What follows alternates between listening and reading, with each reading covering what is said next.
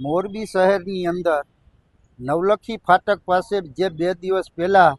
ગટરમાં જે 6 વર્ષનું બાળક જે પડી અને ગુજરી ગયું એના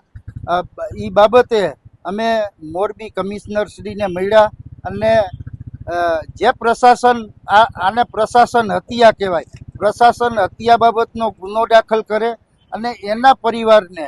આર્થિક સહાય મોરબી મહાનગરપાલિકામાંથી ચૂકવે એવી અમે મોરબી શહેર કોંગ્રેસ અને જિલ્લા કોંગ્રેસ વતી એમને રજૂઆતો પણ કરી છે અને આવનારા દિવસોમાં જે પણ દોષિત હશે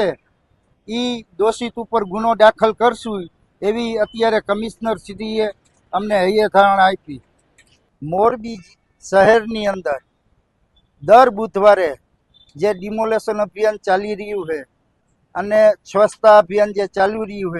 છે એ સારી બાબત છે અને મોરબીને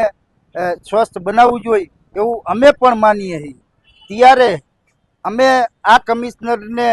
મોરબી જિલ્લા કોંગ્રેસ તરફથી એવું કહેવા માગીએ કે તમે નાના નાના માણસોનું ડિમોલેશન ન કરો. જે લોકોને કાયદેસર જે ડિમોલેશનને પાત્ર હોય એવા મોટા મોટા મગરમચ્છોને તમે પકડો અને આ જે હાટ સ્પોટ છે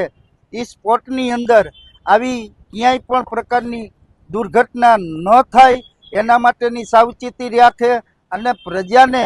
ગમે અહીંયા થૂકે તોય દંડ મારવાના એવા હોર્ડિંગ્સો લગાવવામાં આવ્યા છે. ત્યારે અમે આ નગરપાલિકાના કમિશનરને એમ કહેવા માગીએ છીએ કે મોરબીની અંદર ચારે બાજુ ગંદકી છે, પહેલાં તમારી ગંદકી દૂર કરો અને ત્યાર પછી તમે પ્રજાને ધમકાવવા નીકળો. આ વસ્તુ મોરબી શહેરના કમિશનર તરીકે વાજબી નથી.